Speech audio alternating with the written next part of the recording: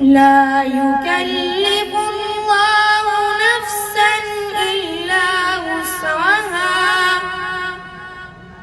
لها ما كسبت وعليها ما اكتسبت ربنا لا تؤاخذنا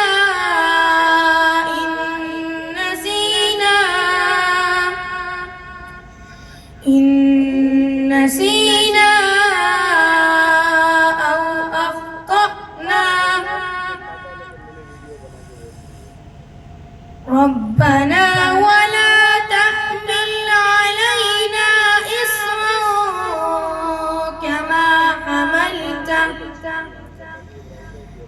كما حملته على الذين من قبلنا ربنا ولا تحملنا ما لا طاقة لنا به واعف عنا واغفر